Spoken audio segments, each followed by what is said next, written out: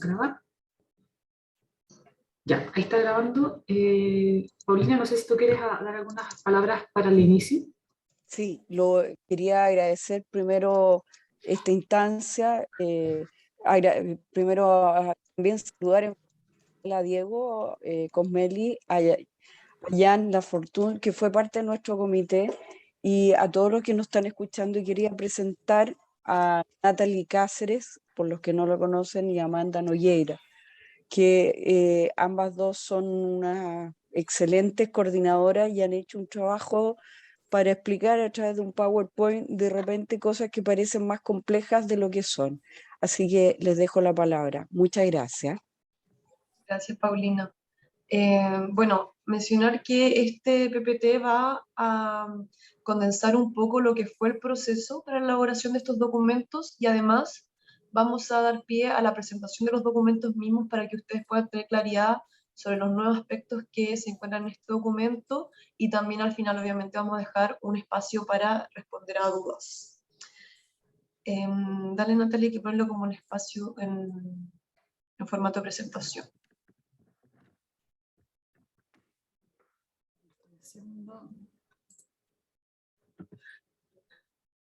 Súper, bueno, como mencionó Paulina, mi nombre es Amanda Nogueira, yo trabajo como profesional de apoyo.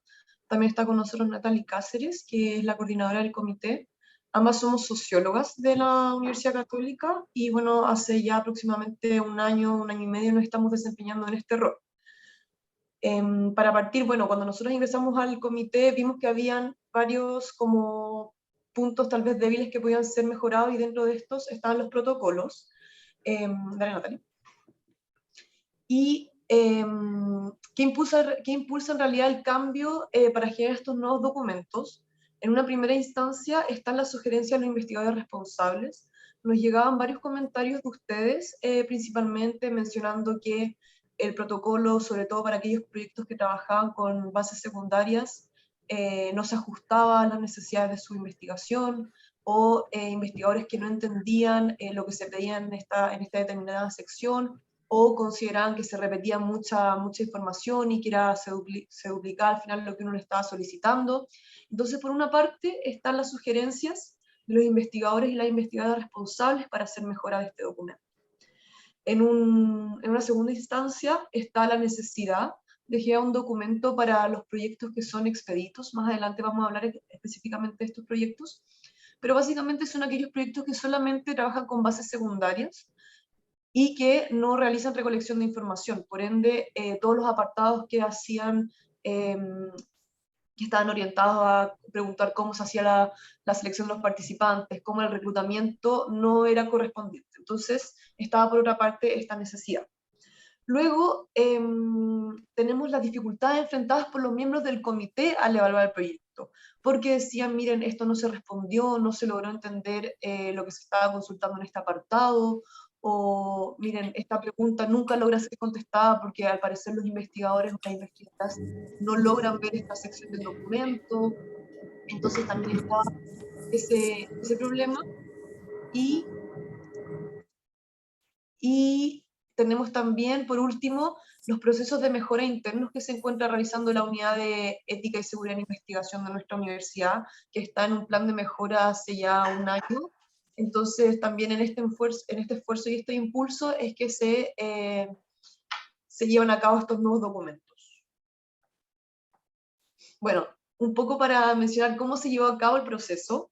Primero, sistematizamos la información para realizar las mejoras, todo lo que lo mencioné anteriormente, o sea, los comentarios de los investigadores e investigadoras, las observaciones de los miembros de nuestro comité, y todo eso fue con el tiempo sistematizado con Natalie. Generamos documentos donde se condensaba la información para luego pasar, bueno, tomar la decisión obviamente de querer cambiar los documentos. Entonces tomamos esta información y pasamos a la revisión de los protocolos que ya existían.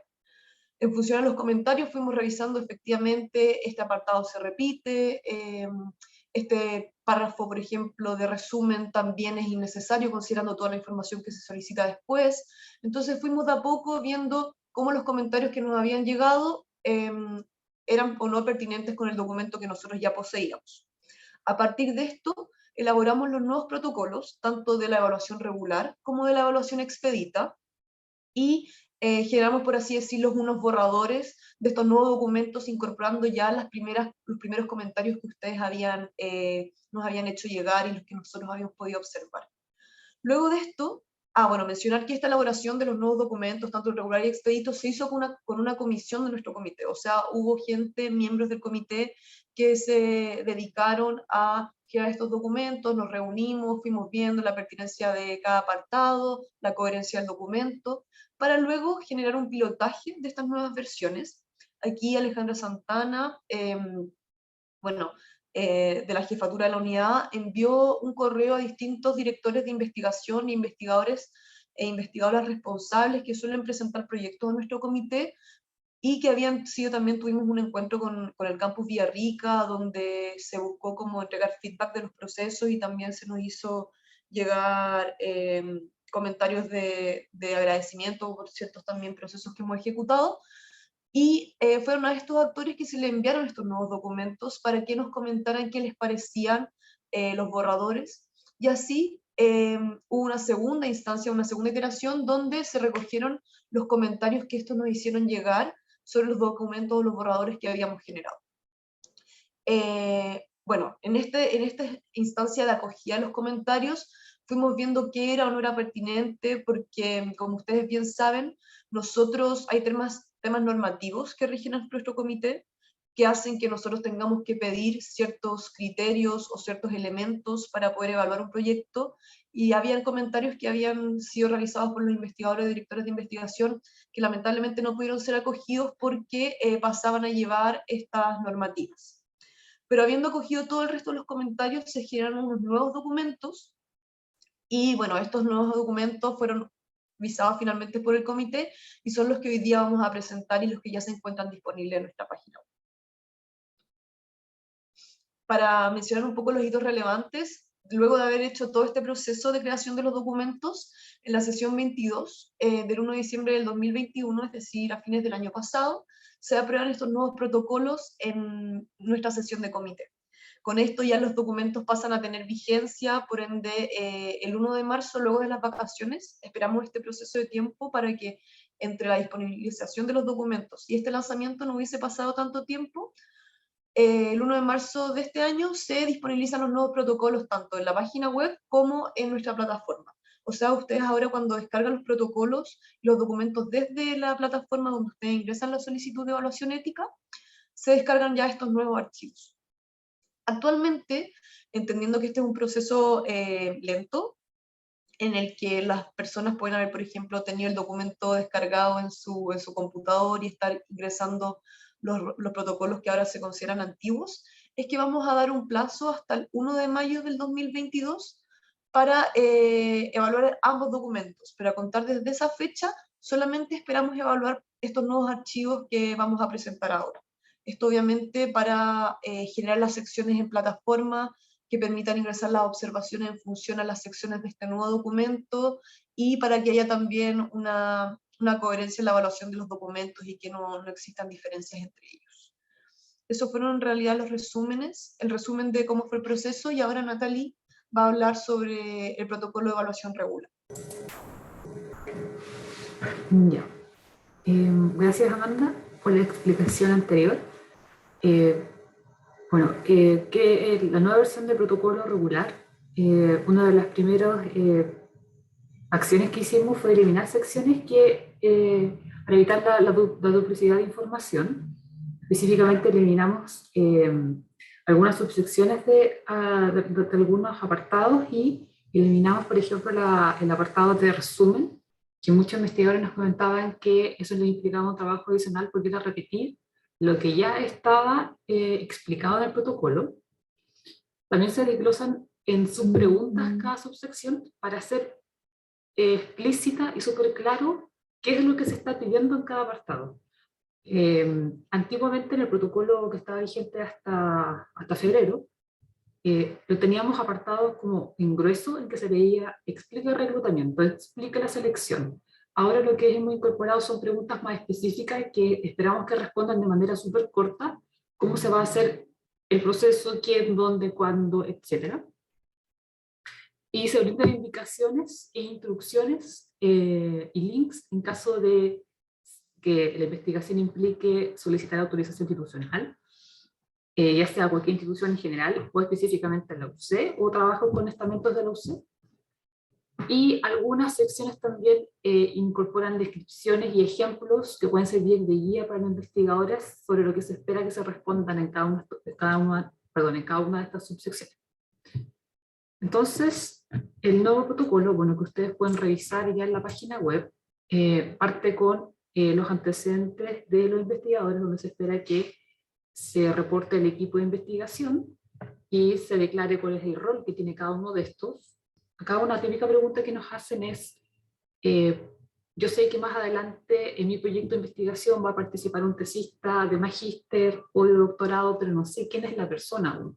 Entonces lo que pueden incorporar por el momento para la evaluación ética del proyecto es que incorporen el rol, que va a ser tesista o ayudante de investigación en términos generales, y el nombre y todo lo demás va a ser por definir. Y más adelante, en calidad de enmienda, ustedes pueden presentar quién va a ser esta persona que va a ser parte del equipo de investigación. Y si eventualmente más adelante o ya lo tienen definido desde el principio, se van a considerar ayudantes de investigación, transcriptores, etcétera, que no son en estricto rigor parte del equipo de investigación, porque muchos de ellos no van en este listado, ellos deberían firmar un acuerdo de confidencialidad, para lo cual el comité tiene a disposición de ustedes 2 formatos de consentimiento que pueden utilizar, ¿ya? Bueno, entonces es ideal también que puedan indicar si es que cada uno de los miembros del equipo tiene algún tipo de formación ética de investigación. No necesariamente el CT Program, que es el insumo que provee la universidad para todos los miembros, puede ser cualquier otro certificado que hayan hecho en otra universidad o algún curso, etcétera, pero que lo indiquen en este apartado y idealmente también que suban como anexo esa formación, el certificado de esa formación. Bueno, entonces después los antecedentes del proyecto, que se indique la fuente de financiamiento, la propiedad de los datos, siempre si es que corresponde, y esta sección está más bien pensada para las investigaciones que se hacen por encargo, en el caso de licitaciones, prestaciones de servicio, asesorías, etcétera, en el que usualmente en el convenio o en el contrato que se firma se determina de quién es la propiedad de los datos y si el investigador obviamente puede hacer uso de esos datos para publicaciones u otros fines. Entonces, este es el sentido de ese recuadro, porque nos pasó mucho que en el comité ingresamos mucha investigación que tiene ese carácter, que son licitaciones, asesorías, etcétera. Entonces, para también indagar un poco en ese ámbito, las fechas estimadas del proyecto es un ámbito que se mantiene del protocolo antiguo y nos interesa saber cuándo parte el proyecto, cuándo parte el reclutamiento y cuándo finaliza el proyecto. Y esto es importante del inicio y el término del proyecto porque nosotros el año pasado definimos como un criterio de ingreso de los proyectos aquellos proyectos que tengan una duración menor a un año o menos, ¿verdad? Estamos dándole prioridad para el ingreso a las sesiones más próximas para no atrasarlos en su investigación, porque entendemos que, dado que son proyectos súper cortos, partir 2 semanas después puede ser un costo muy alto para la investigación. Entonces, esos proyectos de corta duración actualmente los estamos ingresando a la sesión más próxima, obviamente también considerando variables como la carga que tenga la sesión, porque actualmente estamos con un alto volumen de proyectos por evaluar. Entonces, si ya tenemos 30 proyectos en una sesión, ahí vamos a evaluar si es que efectivamente podemos hacer esta incorporación inmediata a la sesión más próxima, ¿ya? Pero para que ustedes sepan de que los proyectos de corta duración actualmente los estamos ingresando a la sesión más próxima y no estamos saltando, entre comillas, el calendario público que ustedes tienen a disposición en la página web. Luego está la sección antecedentes para la evaluación de la validez científica y utilidad social de la investigación. Los antecedentes, bueno, los objetivos generales y específicos. Acá en esta sección ya no existe el resumen, se mantiene la fundamentación científica muy brevemente explicada en 400 páginas, en un margen más o menos relativo, o sea, puede ser un poco más de eso, digamos, pero no que se extienda hasta 1000 páginas, 1000 palabras, perdón. Y luego está la sección de metodología, en donde acá lo que esperamos es que se describa como el big picture de la investigación. No es que es necesario que nos expliquen toda la investigación en estos recuadros, sino que para entender la investigación va a tener por ejemplo, 3 fases, y en la primera fase se va a hacer un análisis documental, en la segunda fase se va a hacer levantamiento de datos, y en la tercera fase, lo que sea, ¿ya? Entonces, y acá pueden incorporar también un diagrama que pueda ejemplificar, si es que existe, no es que necesariamente tenga que ser apuntado, para poder ejemplificar y poder entender, como digo, el big picture de la investigación. Luego está la sección de los criterios para la selección de la muestra, que sean personas, comunidades participantes. Entonces acá, como les comentaba, que es lo que cambia en comparación con el protocolo antiguo, es que se desglosa en preguntas bien específicas lo que se espera que se responda respecto a los criterios de selección.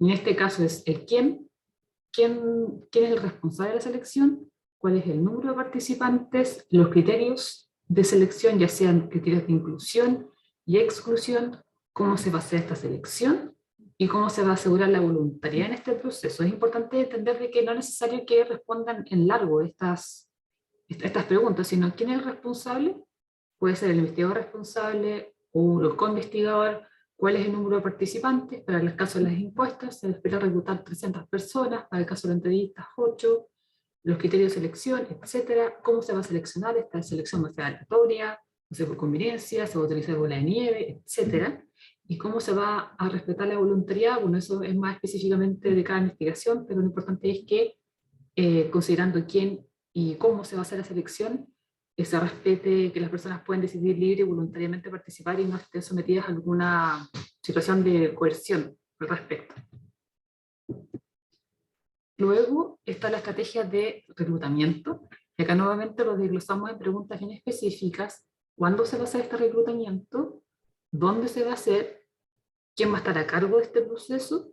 ¿Y cómo se va a hacer en concreto? Si se va a hacer de manera presencial, con una reunión con los potenciales participantes, o se va a hacer una difusión por redes sociales, e idealmente también anexar ese afiche, o carta, o correo que se vaya a difundir, etc. Luego está la sección de instrumentos. Primero se espera que indiquen qué tipo de instrumentos se van a aplicar: cuestionario de encuesta, pauta de entrevista, etc. Y luego, a partir de cada uno de estos instrumentos, que se describa muy brevemente cuáles son las variables o dimensiones de exploración para cada uno de estos instrumentos. Y si en caso de que la investigación, cuando ingrese a evaluación ética en el comité, no tenga los instrumentos elaborados, ustedes pueden indicar acá en esta sección explícitamente de que ustedes se comprometen a someterlos por enmienda antes de ser aplicados. Entonces ahí queda claro para el comité de que eso va a ocurrir más adelante. Pero en las secciones anteriores ya nos anticiparon que van a aplicar encuestas y entrevistas, y los que esperan indagar a grandes rasgos son estas variables o estas dimensiones. Luego, los procedimientos para la recolección de información. Entonces acá es importante indicar quién va a solicitar la firma del consentimiento y asentimiento, si es que aplica, y autorizaciones a particulares o instituciones, ¿ya? ¿Cómo se va a obtener la firma? Si va a ser de manera presencial, si yo lo voy a enviar mediante un formulario online, si voy a mandar por correo electrónico, por correo físico, etc. ¿Quién va a aplicar los instrumentos? O las intervenciones, si la investigación es una intervención. ¿Cómo se van a aplicar? ¿Cuándo se van a aplicar? Y finalmente, el análisis de datos que se van a hacer a partir de la información que se va a recolectar.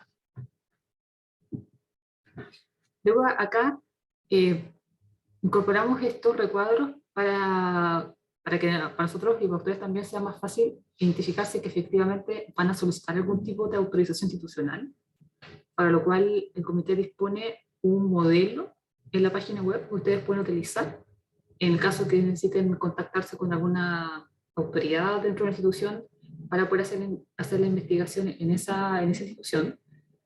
También para saber si es que van a trabajar eventualmente con estamentos de los CEI, ya sean estudiantes, académicos, funcionarios, y si van a eventualmente solicitar datos a la prorrectoría, ¿ya? Acá aprovecho de comentar de que la gestión de la autorización del prorrector se debe realizar de manera autónoma por el investigador, ¿ya? O sea, nosotros lo que disponemos ahora en la página web son 2 documentos que deben ustedes enviar a la directora de gestión institucional de la prorrectoría, para poder canalizar esta solicitud y que se les entregue los datos que ustedes van a requerir, que sean datos administrativos de los estudiantes, pueden ser correos electrónicos, etcétera, ¿ya? Entonces es importante que para la evaluación ética de este del proyecto ustedes ya dispongan idealmente con la autorización del prorector. Y en el caso del vicerrector, que es para trabajar con algún estamento UCE, solo deben presentar el modelo de carta con los datos del proyecto, más su firma, y nosotros, como trabajamos dentro de la unidad de ética que está agregada a la vicerrectoría de investigación, y gestionamos directamente con el vicerrector la firma de este documento posteriormente a la aprobación ética del proyecto, ya para que ustedes no le escriban directamente al vicerrector, porque se va a dar esa confusión. Luego, antecedentes para la evaluación de los cuidados de las personas y comunidades participantes y entornos socioculturales y patrimoniales. Indicar si la investigación va a implicar algún tipo de, puede ser invasiva, puede generar algún tipo de efecto nocivo, etcétera, ¿ya? Indicar sí o no y desglosar en caso que sea así, si es que va a haber algún beneficio directo para los participantes y explicar de qué se trataría este beneficio, si va a haber algún tipo de incentivo o algún tipo de compensación, si es que eventualmente el grupo con el que van a trabajar podrían ser considerados personas vulnerables, y hay que especificar cómo se da la protección en el caso de este grupo. Y acá también una sección que también desglosamos que tiene que ver con la cadena de custodia de la información, que acá nos interesa saber cuáles son los usos permitidos que se da de la información que se va a levantar, quiénes van a tener acceso a esta información y quién es el custodio de esta información, dónde y cómo se va a almacenar esta información, por cuánto tiempo, qué se hará con estos datos una vez que finalice la investigación. Si el periodo es indefinido, obviamente ahí el investigador se compromete en cierta forma a resguardar de por vida esos datos, ¿ya?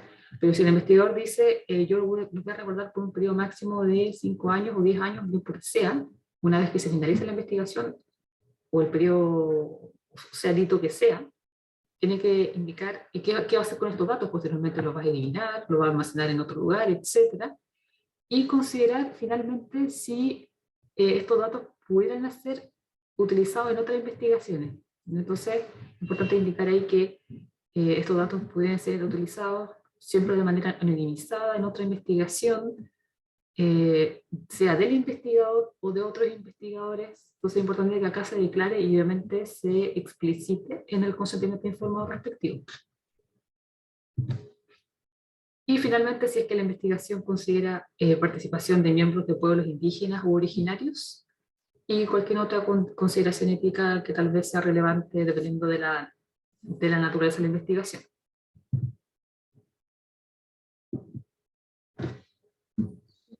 Muchas gracias, Natalie.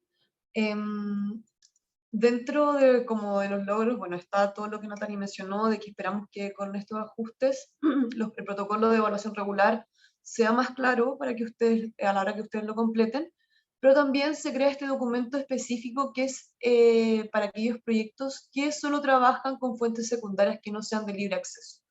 Es decir, cualquier investigador o investigadora que tenga que solicitar una base de datos o tenga que solicitar algún archivo privado para el desarrollo de su investigación. Es importante acá destacar que este tipo de proyectos no trabajan con personas, ¿ya? O sea, nos ha pasado ahora que contamos con un protocolo de evaluación expedita. Hay investigadores o investigadoras que completan este documento pensando que van a poder como tomar una ruta expedita, pero en realidad lo que determina la naturaleza de la investigación a ojos del comité es el con quién trabaja o qué material trabaja, ¿ya? El trabajo con personas dentro del marco de la investigación, entonces, es excluyente para este tipo de proyectos y de evaluaciones. Para este tipo de proyectos nos rige el calendario que nosotros tenemos publicado en nuestra página web, como bien menciona su nombre, es más bien una evaluación expedita. ¿Qué es lo que sucede con estos proyectos? Una vez que ustedes presentan el protocolo junto con el compromiso del investigador y otros documentos, ya sea el convenio con la empresa con la que ustedes están trabajando, el proyecto es revisado en reunión de directiva, la cual se realiza todos los días martes. Es decir, si ustedes presentan sus documentos un viernes, nosotros el día martes vamos a estar revisando su proyecto expedito, y si es que nosotros constatamos que todo está en orden, el proyecto ingresaría a la próxima sesión para ser solamente aprobado. Es decir, es en reunión de directiva que se ve si es que falta o no algún elemento dentro del protocolo presentado. De ser así, se envían las observaciones al investigador o investigadora. Cuando se responde a esas observaciones, se vuelve a revisar en reunión de directiva, y cuando ya está ok, solo ingresa a sesión para su aprobación. En cambio, dale Natalie, tenemos otra tercera ruta para los proyectos, que son aquellos proyectos que trabajan con fuentes secundarias, pero son de acceso público, ¿ya? Aquí nosotros como comité no evaluamos el proyecto como tal, pero por reglamento los investigadores o investigadoras deben ingresar la solicitud de evaluación ética, y cuando se realizan la caracterización del proyecto con las preguntas tipo que nosotros poseemos, es que se determina la naturaleza del proyecto, y aquí se genera un certificado de proyecto exento, y no requiere entonces el investigador o investigadora completar ninguno de los dos protocolos que nosotros hoy estamos presentando. Bueno, sobre el protocolo expedito, el inicio es similar al de los proyectos regulares, o sea, nosotros aquí consultamos por el rol, nombre, root y categoría académica del equipo de investigación. Se tiene que hacer énfasis si el equipo posee o no capacitación en ética. Acá destaco que la universidad posee un convenio con el CITI Program, que es una certificación ética internacional. Entonces los invitamos y las invitamos a hacer este tipo de capacitaciones, porque a pesar de que hay mucho del contenido que este posee sobre legislaciones o normativas de Estados Unidos, aún así permite adquirir conocimientos básicos sobre ética en investigación. Entonces es un buen recurso que la universidad posee y está súper subutilizado. Bueno, acá tenemos entonces estas notas, y el siguiente apartado busca preguntar si es que se contará o no con apoyo técnico en el proyecto, ya sea para procesar los datos, analizar entrevistas, porque si es así, nosotros indicamos que se debe firmar este acuerdo de confidencialidad y brindamos el link pertinente para encontrar este documento. Luego, sobre los antecedentes del proyecto, solicitamos la fuente de financiamiento. Esto es importante para transparentar a todos los actores implicados en el proceso investigativo, porque es importante también brindar los créditos respectivos a quienes financian el proyecto mismo. Además, muchas veces el financiamiento está asociado a como convenios, entonces aquí donde se busca transparentar esta información. En el siguiente apartado también lo que se busca es esto mismo. Hay investigadores e investigadoras que, por ejemplo, realizan un convenio con una organización para mejorar los procesos de esta organización. Entonces, obviamente, todos los datos que se generen en el marco del proyecto son para fines investigativos, pero también son con propósitos de mejora interna de esa organización que contrata, por así decir, este servicio. Entonces, en ese apartado es lo que buscamos determinar. Luego tenemos las fechas estimadas del proyecto para tener nociones claras sobre los plazos en los que tenemos que evaluarlo, porque como bien dijo Natalie, a pesar de que los proyectos expeditos no se rigen por el calendario, nosotras igual apelamos a que aquellos proyectos que son de corta duración puedan ser evaluados lo más rápido posible para no perjudicar a los investigadores e investigadoras. Luego vienen los objetivos generales del proyecto y los objetivos específicos del mismo, y luego la fundamentación científica y bibliográfica del proyecto. Aquí, como bien también mencionó Natalie, buscamos una explicación, una fundamentación no más allá de 400 palabras, que permita tener a nosotras como directivas, junto con Paulina y David, nociones claras sobre la fundamentación del proyecto, y así poder evaluar de mejor manera al mismo. Luego tenemos el apartado sobre metodología. Acá la descripción esquemática del diseño de investigación, ya sea de sus distintas etapas. Puede ser una primera etapa de anonimización de la base de datos entregada, una segunda etapa sobre el análisis de los datos. Además, bueno, ahí obviamente la descripción, idealmente si es por etapas, que sea escrita así para que se pueda entender de mejor manera el proyecto. Luego, aquí el protocolo cambia radicalmente en comparación al de evaluación regular, y se empieza a solicitar toda la información sobre cómo va a ser la solicitud para acceder a los datos que necesitan finalmente para su proyecto. se solicita describir a la institución a quien va a solicitar los datos que serán utilizados, ya sea el DEMRE, Mineduc, también bueno, tenemos ahora los proyectos RIS. Entonces, describir a qué institución se solicitan estos datos. Además, describir cómo se va a realizar la solicitud. ¿Es a través de transparencia o tal vez se necesita firmar un convenio o tal vez es parte de este como contrato que se realizó por parte de esta organización? Entonces, es importante que ustedes describan cómo va a ser esta solicitud. Y también describir si se trata de datos que usted u otro investigador levantó en otra investigación.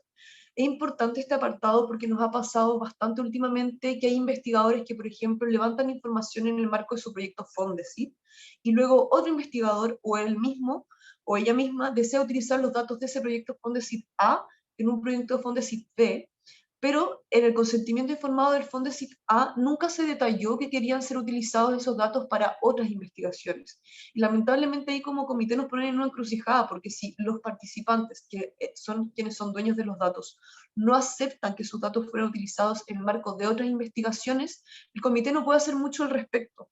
Entonces es por eso que se busca transparentar esta información, porque cuando ustedes presentan este tipo de proyectos, nosotros tenemos que indagar y preguntar como, ¿de dónde acceden, cómo acceden a estos datos de que son de otro Fondesit? Por favor, presentar el consentimiento informado que avala que usted pueda utilizar estos datos. Entonces, en el caso de que ustedes busquen utilizar información de otras investigaciones, es importante, como bien se indica ahí en la instrucción, adjuntar el consentimiento informado que autoriza este uso. Luego tenemos describir los mecanismos de análisis de los datos que se van a emplear y su relación con los objetivos del estudio. Y bueno, esto es lo que siempre se solicita. Además, también presentamos este apartado sobre si se requerirá accesos o usar datos de la UC, porque en este caso también se necesita la autorización del prorector. Ustedes, no sé, buscan acceder a las notas de los estudiantes o a los puntajes PSU de los estudiantes que se encuentran dentro de la Universidad Católica. Ahí, a quienes deben solicitar acceso es a la prorectoría a través de una solicitud que se encuentra detallada en nuestra página web, a la cual ustedes pueden acceder a través del link que se encuentra ahí en la diapositiva. Y como bien también mencionó Natalie, es un proceso independiente que ustedes deben realizar. O sea, el comité no tiene incidencia en cuánto se demoran, si es que autorizan o no autorizan. Por lo que siempre sugerimos realizar el proceso de forma paralela a la evaluación del comité para que cuenten con esta autorización, al mismo tiempo que el comité se encuentra ya con el visto bueno para emitir su acta. Sobre los antecedentes para la evaluación de la cadena de custodia de la información, aquí es importante explicar los usos permitidos, el manejo que tendrá con los datos y cómo anonimizará la información, quiénes tendrán acceso a ella y quién es su custodio, dónde y cómo se van a almacenar, por cuánto tiempo se van a usar y almacenar estos datos y quién se hará posteriormente con ellos. Aquí también lo que se busca ver es si es que, por ejemplo, se firmó un convenio con una organización, si es que ustedes pueden hacer presentaciones, seminarios, publicaciones con los datos de esa investigación, o al final qué es lo que permite el convenio que ustedes han firmado, y obviamente cómo va a ser todo el tema de la custodia de los datos que fueron entregados a ustedes para el desarrollo de la investigación. Bueno, ahora queremos en realidad dejar un espacio de preguntas, tal vez comentarios sobre qué les ha parecido en estos nuevos documentos, si tienen tal vez alguna duda. Dejamos los micrófonos abiertos.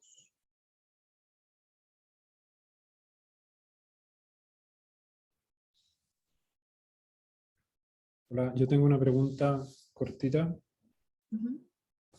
Perdón, levanto la mano y espero.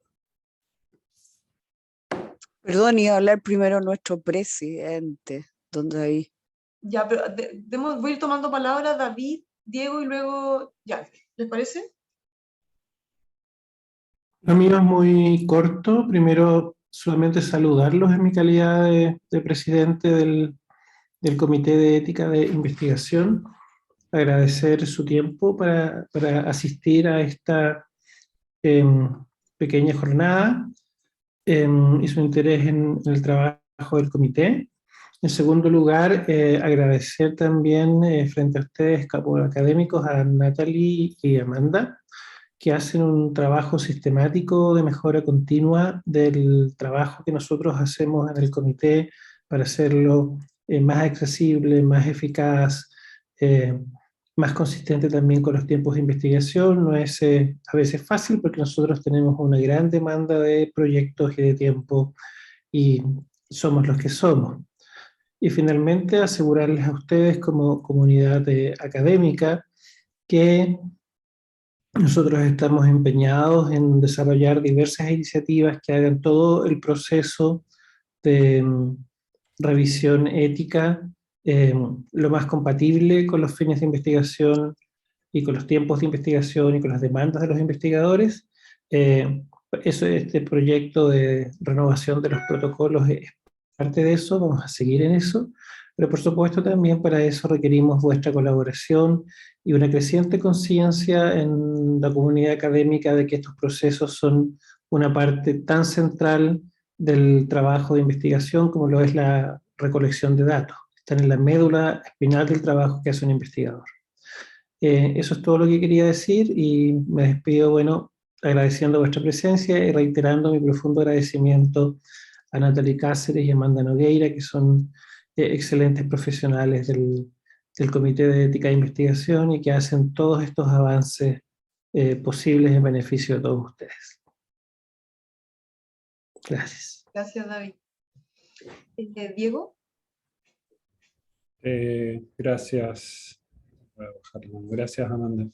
Y gracias, Natalie, por la presentación, a las dos y al comité por el trabajo, que evidentemente es súper importante. Yo tengo solo una duda, primero una cosa muy operativa, chica, y después otra que es de ignorancia total. En lo operativo, la parte de la solicitud de las cartas de autorización que van al BRI y al prorector, al vicerrector y al prorector, ustedes indicaron que tenía un conducto de ingreso, no alcancé a escuchar bien, no es, uno obviamente no le escribe al vicerrector directo ni al prorector directo, sino que va con un conducto. Eso está estipulado en la carta, en la página web, ¿verdad? Eso Sí. está indicado ya. Salen los correos, de hecho, generamos una ficha de solicitud, los correos a quién tiene que ser enviado y todas las indicaciones están en esos documentos. Ya, perfecto. Y lo otro, había una pregunta que me dejó medio colgado, que decía, indique de quién son los datos. Yo no tengo tan claro cómo saber de quién son los datos. Si yo levanto datos, por ejemplo, de, no sé, de algún dato psicomotriz, por ejemplo, de una persona en un laboratorio de electrofisiología, o si levanto un dato a través de una encuesta, ¿de quién es ese dato? No sé cómo determinar a quién le pertenecen. Esa es mi duda. Gracias.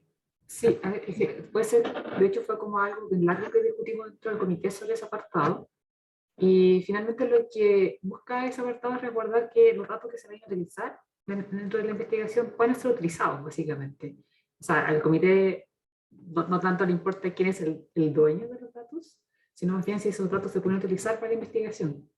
Y eso obviamente va a estar incluido, lo más probable, en lo que hemos visto, y que esté incluido en algún apartado dentro del convenio o contrato que se firma con la institución, o con la persona que en este caso que tú indicabas, que te da acceso a los datos. Posiblemente esa persona está en la facultad de poder hacerte entrega de esos datos para la investigación, y eso es lo que importa. Claro, pero por ejemplo los datos, los datos de electroencefalografía de un paciente o de una persona que yo le estoy haciendo algún tipo de prueba, originalmente le pertenecen a la persona y por lo tanto en el consentimiento informado esa persona tendría que ceder esos datos al investigador para que el investigador le pertenezcan y pueda hacer lo que corresponda con ellos. Ahí Paulina va a responder porque aparte, Sí. bueno, el ejemplo no nos compete a nosotros como comité, de hecho es del comité de salud ese tipo No, de No, es porque investigación. No, yo paso por es que lo sociales. uso. Yo paso por sociales porque yo estoy en psicología. Sí, ¿Ya? Diego, sí es cierto, ustedes lo pasan ese tipo y tenemos varias investigaciones con ese tipo de datos. Los datos son del paciente o de la persona, si no es paciente, en estos casos son sujetos de investigación, no son pacientes, son de ellos. Es parte de uno dice, parte de su personalidad, yo y mis datos. Entonces, por eso es muy importante que se diga en el consentimiento, mira, estos datos y dejarlo un poquito Yo digo como cláusula más abierta. Estos datos son para esta investigación y para sucesiva investigación o del investigador o ¿cómo se llama?, de otras investigaciones, mientras se mantenga cierta anonimicidad, etc. Pero yo dejaría esas cláusulas un poquito más abiertas para que no tengamos el problema de propiedad, de mal uso de los datos. Pero, claro. Gracias, Paulina. En ese caso, efectivamente, yo he utilizado cláusulas similares en mis consentimientos informados, pero frente a la pregunta misma del protocolo donde me dice a quién le pertenecen, yo igual tendría que responder que le pertenecen al sujeto, así es. al participante. Al sujeto, yo respondería, pertenecen al sujeto, pero en el consentimiento le pedimos especialmente el uso de esos datos. El uso, pero no la pertenencia. No es que no ellos la pueden pertenencia, ceder, no pueden ceder los datos. No, Perfecto. el uso, muy importante. Súper, muchas gracias, Paulina. Esa era mi duda. Jan, muchas gracias, Diego. Sí, hola. Alfonso y Sebastián, ¿ya?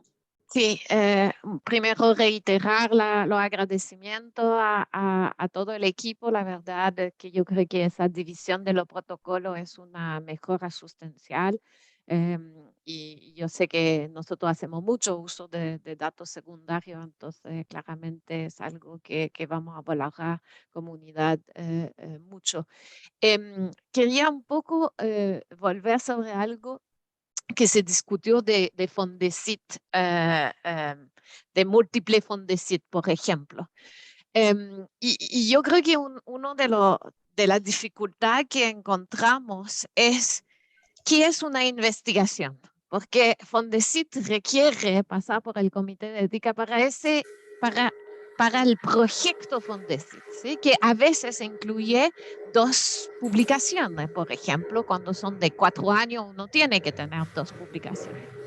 Y la verdad, los tiempos de Fondesit no dan para empezar un proyecto nuevo y tenerlo publicado en los 3 años. Entonces, muchas veces un proyecto Fondesit incluye la publicación de algo ya en camino y avance en proyectos futuros.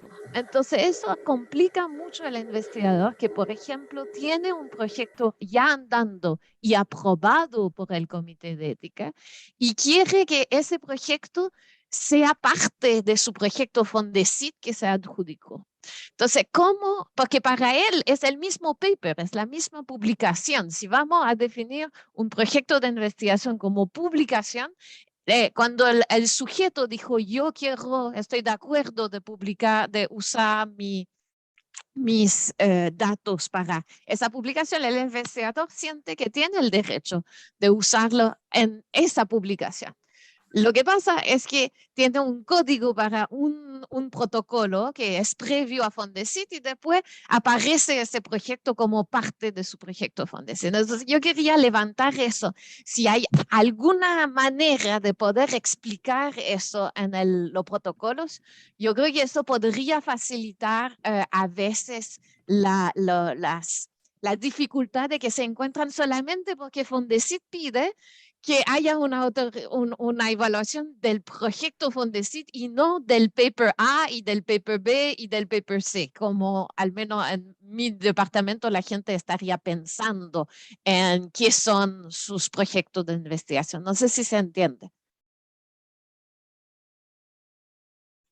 Lo que entendí fue como que hay un proyecto Fondesit, hay un financiamiento de proyectos Fondesit y sobre ese proyecto Fondesit se alimentan otros proyectos que ya fueron elaborados y evaluados por el comité. Nosotros, o sea, sucede que lamentablemente los criterios para evaluar un proyecto es el financiamiento. O sea, si el proyecto A, por ejemplo, no fue financiado por Fondesit y luego hay un proyecto B que sí es financiado por Fondesit, requiere 2 tipos de evaluaciones por la fuente de financiamiento. Sin embargo, ese proyecto, el proyecto B de Fondesit, podría sin problema utilizar la información del o sea, del proyecto A, siempre y cuando eso se haya constatado el consentimiento informado. O sea, si el consentimiento informado se indicó que podía ser utilizado para futuras investigaciones que sigan la misma línea, no hay problema en que el investigador diga en el marco del Fondesit que va a utilizar información de este proyecto aprobado por ética con tal ID. ¿Se entiende? Entiendo, Amanda, pero no es que va a utilizarlo, es el mismo proyecto, ¿sí? Entonces, lo que se quería decir es, mira, ese proyecto Fondesit es un seguimiento porque puede ser que me falta plata para ayudantes, etcétera. Y entonces lo que voy a hacer es el mismo proyecto. Si se pide a los sujetos de permitir el uso para cualquier investigación futura, a mí me complica más que el hecho que se dijo yo voy a usarlo en el proyecto, no sé, entendiendo la manera que la gente ahorra en su cuenta bancaria. Estoy inventando algo, ¿sí? Y después el proyecto Fondesit se llama ahorros en distintos tipos de mecanismo financiero. Y hay un paper de eso que es sobre el ahorro en cuenta bancaria. Entonces, no es que el proyecto Fondesit va a ser algo distinto de lo originalmente plantado en el protocolo que se aprobó pre-Fondesit, sino que para propósito de financiar la evaluación se empaquetó investigaciones existentes y futuras de esa manera. Yo creo que pasa muchísimo con los milenios y los anillos Sí. también, que son una agrupación de cosas. Entonces, yo creo que solamente estoy sugiriendo que si hay una manera de comunicar, porque yo he visto que genera muchísima confusión al momento de la aprobación de los protocolos que son vinculados a las fuentes de financiamiento, si se puede hacer esa transmisión. Yo trataba de ver el protocolo donde lo podría decir y no lo veo, pero yo creo que eso ayudaría al comité y al investigador porque se enrede a decir, es un proyecto nuevo, no es un proyecto nuevo, no. Para mí, una publicación es un proyecto, entonces yo diría que eso sería mi definición, pero entiendo que la ANI tiene otra perspectiva, entonces, ¿cómo hacer calzar esas dos cosas? Respetando 100% los derechos de los participantes. Yo no estoy tratando de empujar que el participante va a permitir que se haga cualquier cosa con sus datos. Gracias, Paulina. Mira, lo que tú propones, Jen, tienes toda la razón. El problema es que las últimas indicaciones de ANID no van por ese camino. Y a ver, lo que define una nueva investigación no es solo el financiamiento. Tu propuesta, nosotros vamos a hacer comentarios a las normas que nos dio ANID y te pediría si tú nos podrías concretamente hacer una propuesta y nosotros como universidad la planteamos a la ANID. Porque en definitiva esto tú lo has planteado cuando eras miembro del comité, etcétera, y ¿cómo se llama? Se protegen igual los derechos y los usos de la información y debiera ser más expedita.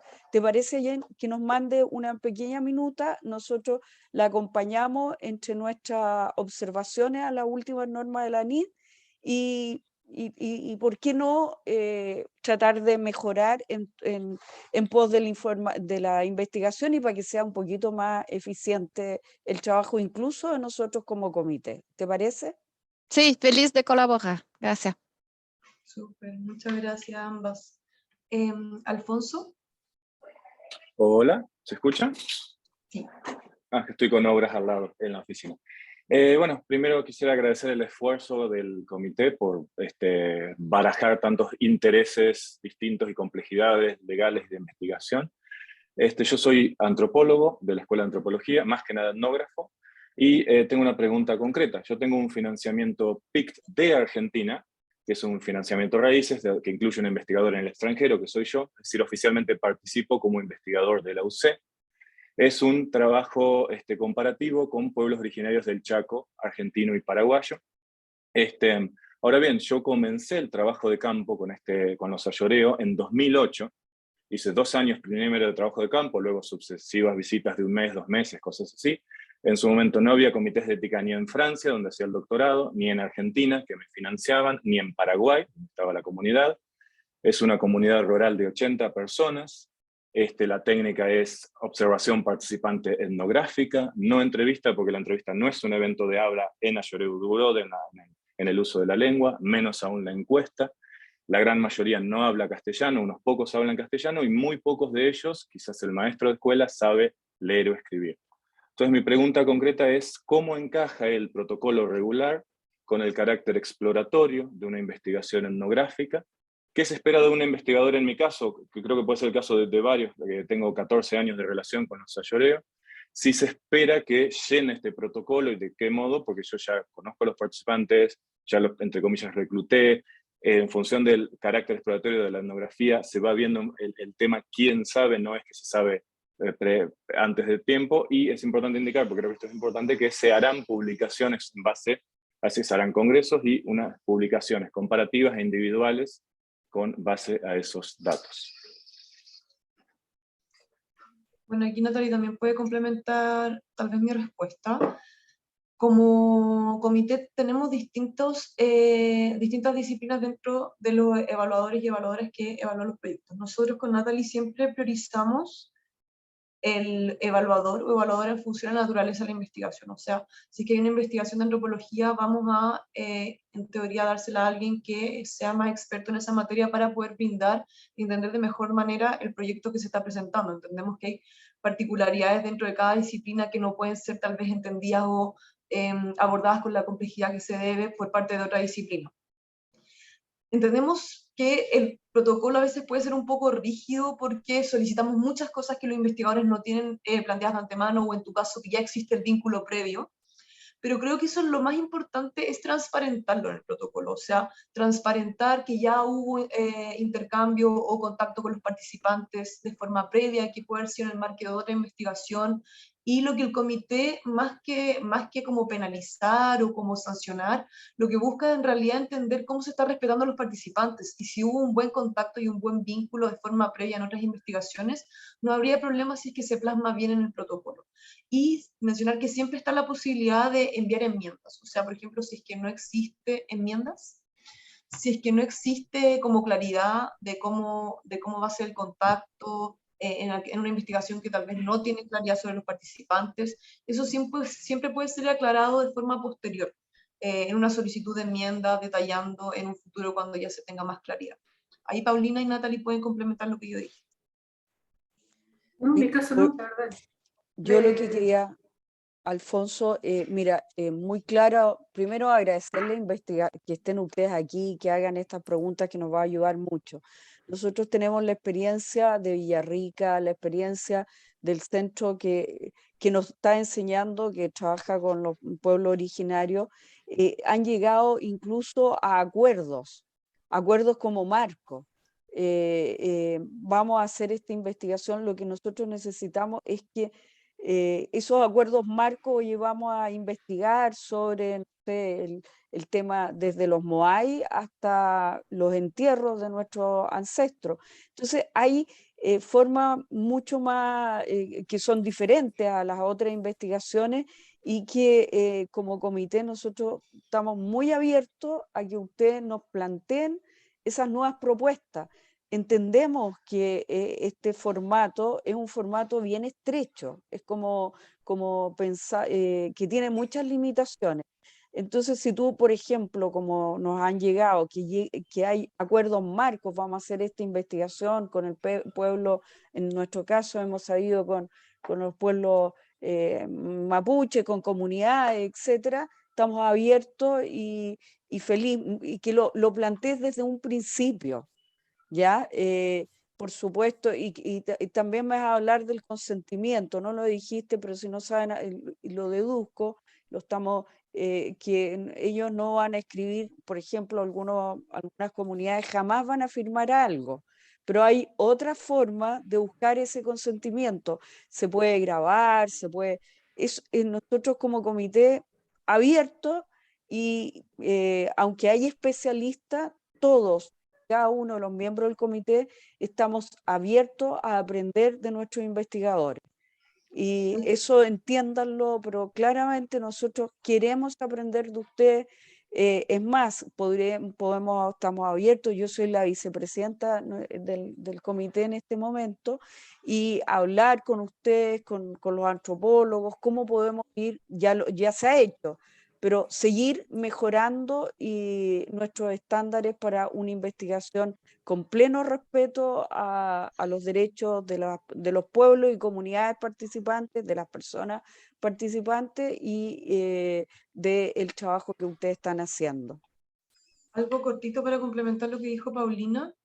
Es importante que cuando ustedes completen el documento, el protocolo, hay otras alternativas. Me imagino que ustedes también como expertos en el área tienen experiencia en el proceso del consentimiento informado, en el desarrollo del contacto con los participantes.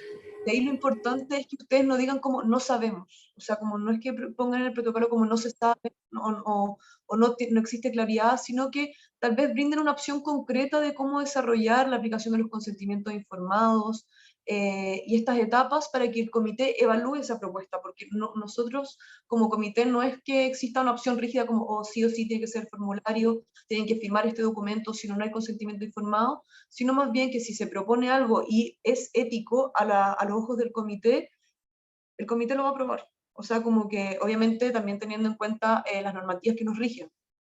Pero eso.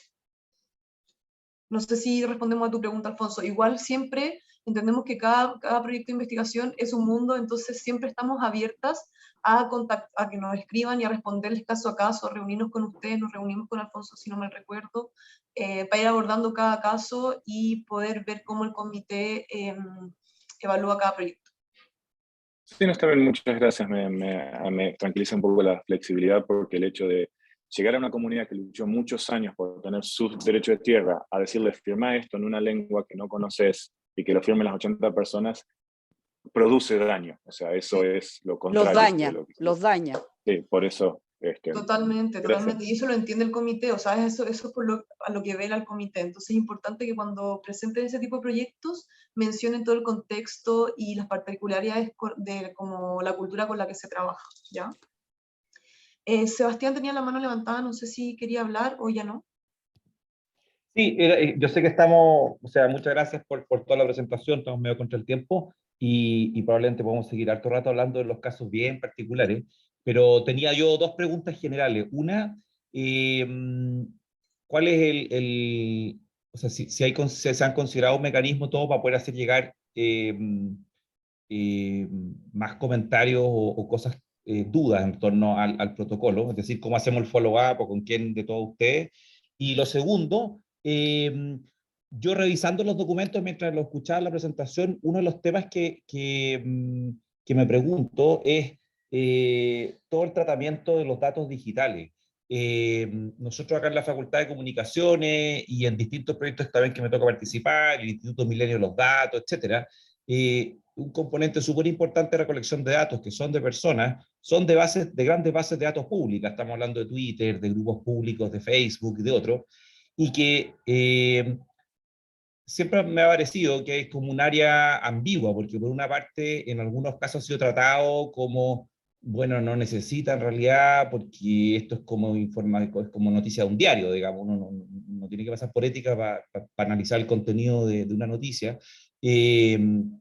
Pero por otro lado sí, porque son datos identificables y son personas y hay que hacer, pero uno no puede pedir el consentimiento, entonces es tratado como una base de datos secundaria.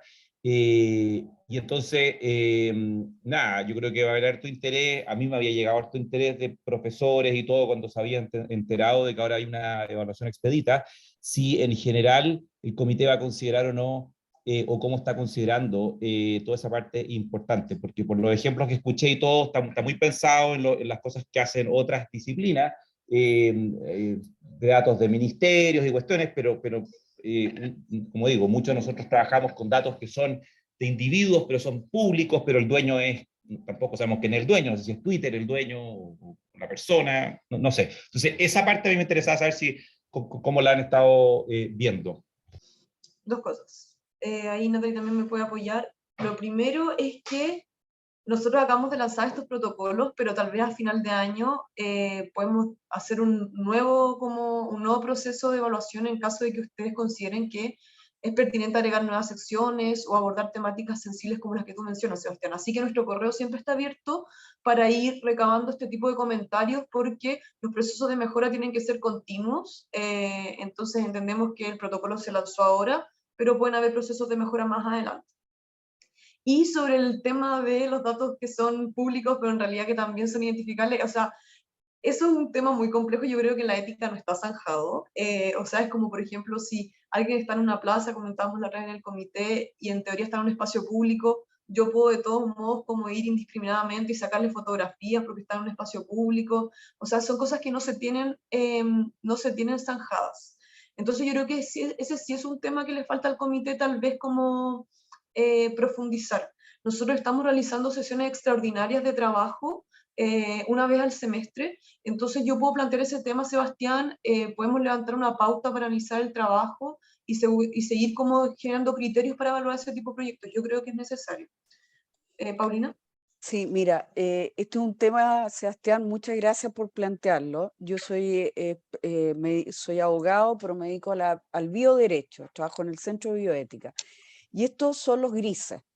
El ejemplo es todos los datos, y esto está firmado, la ciencia nos dice, no hay ningún dato que pueda ser anonimizado perfectamente. Uno va a poder llegar de alguna manera a esa persona determinada. Entonces, es una de las preguntas que se está hablando a propósito de la modificación de la ley de datos, de cómo, y tú lo tienes que haber visto, es una gran discusión porque el tema es que los datos son míos, pero lo que se está, ¿cómo se llama?, regulando es el uso de esos datos. En el caso que es distinto, en el caso de la fotografía, que eso es parte de la personalidad, porque es el uso de la imagen, que no es, el uso de la imagen es distinto al uso de un dato, como un dato médico, un dato como el que plantó el doctor Cosmeli, que un dato casi es más difícil de identificar. Sí, un encenograma, ya me quedó, si tú le sacas el nombre, es imposible casi diferenciarlo, el suyo del mío, pero una foto sí que es fácil, y otros datos como de Twitter. Lo que yo te propongo, Sebastián, también como lo hice con la ayer, es que tú nos mandes una pauta de tu reflexión. Y nosotros, porque esto es un tema ético, pero también es un tema jurídico, y lo podemos ir conversando para ir, ¿cómo se llama?, separando estos grises, que también, a ver, yo quería plantearle, aquí hay 30 personas, da pena que grandes profesores que se haya ido, ¿cómo se llama?, nuestro profesor Cosmeli, el presidente. Yo creo que nosotros también como académicos tenemos no solo que quedarnos con el comité de ética, sino todos estos grises, cómo podemos plantear, solucionar o buscar mejores respuestas. El comité no las tiene, porque no las tiene, entonces estaría muy abierto a esta reflexión y cómo la solucionamos. Más allá del protocolo, tenemos que buscar hacer mejor ciencia, con mejores estándares y seguirlo trabajando. Así que te emplazo, Sebastián, yo me llamo Paulina Ramos, a que busquemos estos grises, y yo feliz los trabajo con usted y con otros más. Eso. Yo lo anoté también en nuestro listado para el trabajo de sesión extraordinaria, así que si recibimos tu documento, Sebastián, podemos profundizar en eso en esta jornada y empezar a evaluar, a generar criterios, porque efectivamente es algo que la Facultad de Comunicación, yo creo que, no sé si nos critica, pero algo que ve como una falta en nuestro comité, y a nosotros nos interesa subsanar ese elemento. Así que muchas gracias. Diego. Sí, primero que nada, muchas gracias Natalie, Amanda y al equipo y al comité por la presentación. Siento que es muy ilustrativa, sobre todo para investigadores o profesionales como yo que estamos recién partiendo en este tema. Yo soy psicólogo del Centro de Salud Mental Estudiantil y bueno, si bien el centro ha tenido una tradición dentro de la historia de la Universidad Católica, pero recientemente están intentando formar un equipo de investigación, por lo tanto es súper ilustrativo tener estos espacios. Mis dudas son súper simples, o quizás no sé si sean simples, pero son súper puntuales. Nosotros como Centro de Salud Mental Estudiantil tenemos muchos datos recolectados de mucho tiempo atrás, bases de datos que tienen que ver con, por ejemplo, el sistema de registro que se utilizó el año pasado para solicitar horas. En relación a esas bases de datos, si las quisiéramos utilizar para investigación, eso sería una base de datos secundaria, tengo entendido, tendríamos que pasar por comité de ética, tendríamos que solicitar la autorización del rector, no sé, ahí me pierdo un poco cómo sería ese proceso, y si me pueden comentar quizás brevemente eso. Y lo otro, en relación a los, también ligado a esta autorización de prorrectoría, en relación a los tiempos, una vez que nosotros enviamos la documentación a la plataforma, ¿es ahí donde tenemos que ya tener la autorización de prorrectoría o podemos esperar, podemos tramitarla en paralelo, como decían ustedes, y presentarla una vez que se sesiona el comité, o tenemos la sesión del comité? Esas son mis preguntas, no sé si se entiende. Sí, puedo responder. Mira, Diego, esto fue una discusión del comité el 2015. Nosotros como comité 2015 se ha repetido hasta el 2022. Hay una instrucción, las unidades académicas, las unidades como esta, la de salud mental, toda investigación se pide que se haga investigación, se haga a través de una unidad académica. O sea, ¿por qué? Por la sencilla razón de que la información que ustedes la reciben con un objeto, un fin distinto. No es un sujeto, yo voy a una atención médica, entonces sería, y por eso se ha pedido que lo hagan. Ustedes pueden participar, obviamente, Diego, con tu experiencia, participar con una unidad académica, pero que la investigación misma con esos datos se haga a través de un protocolo, pero con una unidad académica respectiva, con un investigador responsable, etcétera, y que ellos nos planteen la propuesta. Nos ha pasado hay, como se dice, una minería de datos que están usando, por ejemplo, la oficina de personal, la oficina de personal nuestro. Imagínate, empieza la oficina de personal a hacer una investigación de, no sé, de cualquier, esos datos uno se los ha dado, tú se los diste a esa oficina de personal para que te contraten, pero no para que empiecen a usar tus datos, tus licencias médicas, etcétera, para una investigación, salvo que sea para una mejor administración interna, pero no para hacer una investigación como la que nosotros consideramos investigación científica. ¿Ya? En eso hemos ido como un poquito avanzando y se ha tratado de respetar esos datos como que se han tratado por nuestros académicos, nuestros investigadores, con los criterios que correspondan. ¿Ya? No sé si pero no es que te estemos excluyendo, sino que tú vas corriendo a alguna unidad académica y eres parte de esa investigación. ¿Ya? Sí, Perfecto, sí. para complementar un poquito lo que dice Paulina, a nosotros nos llegan muchas consultas de qué tipo de investigación tienen que pasar por comité. ¿Ya? Entonces, ahí lo que nosotros pedimos es que, porque no cualquier intervención es una investigación científica. Entonces, ahí lo que pedimos es que esa intervención, si quiere pasar por comité, porque imagino que el objetivo es hacer una publicación científica, tendría que ser planteada como una investigación científica, con objetivos, con una metodología, etc. Y como bien dice Paulina, anidada en una unidad académica, con algún académico responsable, etc. ¿Ya? Y la otra, respondiendo a tu otra pregunta respecto a la correctoría, como bien dijo Amanda anteriormente, nosotros no, los procesos que lleva la prorrectoría son independientes de nosotros no tenemos ningún tipo de incidencia. Entonces lo que te sugerimos es que incluso antes de que presenten los documentos al comité, ya hayas tramitado la solicitud de prorrectoría, porque puede pasar un tiempo, es variable el periodo que puede pasar de que te respondan, puede pasar mucho tiempo, entonces es preferible que idealmente presentes ya la autorización firmada por el corrector cuando ya presentes tu proyecto ante el comité. Eso. Vale. Y Loreto tiene la mano levantada. Gracias. Sí, De nada. muchas gracias por la presentación. La verdad es que a mí esto es súper nuevo porque yo pertenezco a la Facultad de Ciencias Biológicas, entonces yo en general mi formación ética va más bien por el lado de la ciencia. Sin embargo, como yo soy profesora de la planta especial docente, nosotros hemos postulado a proyectos Fondedoc, y en su momento los Fondedoc no tenían que pasar por el comité de ética. Después sí, en algún minuto un proyecto sí pasó por ética, con todo esto del estallido social, pandemia entre medio, me ha pasado que no he podido levantar datos de los estudiantes porque estábamos en condiciones totalmente distintas a las cuales se inició el proyecto. ¿Qué tengo que hacer para revalidar esos datos que en algún minuto fueron aprobados y poder utilizar de nuevo esos datos? Porque ya han pasado más de 4 o 5 años. Entonces, esa es mi duda, ¿cómo se hace? ¿Tengo que mandar nuevamente, llenar el formulario, completarlo y mandarlo nuevamente? ¿O hay alguna forma más rápida de hacerlo?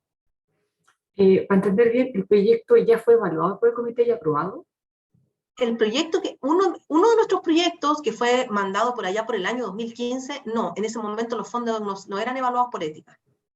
Pero el proyecto que yo me adjudiqué en el año 2018, sí, ahí sí, porque ya se pedía pasar por ética para poder utilizar datos sensibles, que eran los datos de los estudiantes. Nosotros levantamos la información finalmente desde nuestros estudiantes. Entonces, ahí mi duda es, el proyecto del año 2018, que ya tiene evaluación de ética, ¿cómo hago para reactivar esa evaluación y poder continuar empezar a tomar datos nuevamente este año o el próximo? Y con los proyectos previos, esos datos que tenemos y que necesitamos utilizar para contrastar, ¿qué se puede hacer? Sí, yo creo que lo podemos ver más específicamente tal vez como con los documentos, pero si el proyecto ya fue aprobado inicialmente, ya tú puedes levantar datos. Lo que sí pedimos es que, yo sé que los fondos tienen un periodo de duración de 1 año, pero dado que esto se ha extendido, lo que correspondería en tu caso pedir una renovación y eventualmente tal vez una enmienda en caso de que algunas condiciones de levantamiento de datos hayan cambiado, porque tal vez la muestra cambió, los instrumentos, porque ya ha pasado un periodo. Entonces yo creo que por ahí va lo que puedes hacer. Lo que pasa ahora es que el Fondedoc tiene una duración de 1 año desde el momento que tú te lo adjudicas, lo terminas del proyecto y lo aplicas con los estudiantes, puede durar 1 año, pero el proyecto se tiene que levantar datos por un periodo de 3 años. Cuando uno lo postula, se supone que eso te piden, tú levantas datos por 3 años. Entonces, claro, vino pandemia, vino estallido social y no he podido levantar esos datos. Entonces ahí está mi pregunta. Sí, por eso yo creo que aplica renovación de todas formas y evaluar si es que sería también enmienda en caso de que haya cambiado alguna condición, muestra, tipo de reclutamiento, los instrumentos, etc. Yo creo que ahí eso. Y respecto a los datos antiguos, habría que ver si es que en el marco de esa investigación que no pasó por comité, si eventualmente hubo un tipo de consentimiento informado y qué es lo que dice ese consentimiento. Perfecto. Si es que eventualmente te permite hacer uso de esos datos también para la actual investigación.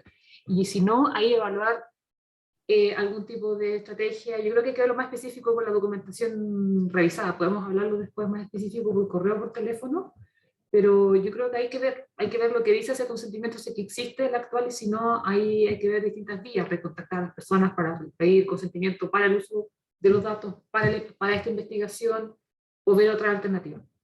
¿Y ahí podríamos solicitar una reunión? Sí, obvio que sí. Ya, sí. perfecto, gracias. Sí. Gracias. Sí, nos puede escribir también, nosotros tenemos cápsulas informativas sobre los procesos de enmienda, renovación, así que también nos puede escribir. Voy a dejar mi correo acá. Natalie también puede dejar el suyo para que cualquier cosa nos escriban, y también para el tema de Sebastián, que nos mande sus comentarios sobre el tema de estos datos públicos privados, para que también se comenten en el comité. Bueno, yo creo que ya ir cerrando en honor al tiempo, agradecer a todos y a todas quienes participaron. Esperamos que estos nuevos documentos sean de utilidad. Nuestros correos siempre están abiertos y a disposición para seguir recibiendo mejoras y podamos ir perfilando nuestros procesos. Así que eso. Muchas gracias por la asistencia. Sí, muchas gracias, que estén bien. Y gracias, nosotros como comité con las puertas abiertas, como comité además Amanda y Natalie son unas personas muy agradables de consultar, y nosotros como comité, todo lo que ustedes nos pueden enviar también al comité directamente, consultas por escrito, etcétera, y disponibles a verlos también en el pleno. Así que somos comité de la Católica, estamos con ustedes. Así que muchas gracias, un gusto. Son encantadas. Adiós. Gracias. Que estén Chao, bien. que estén bien. Chao.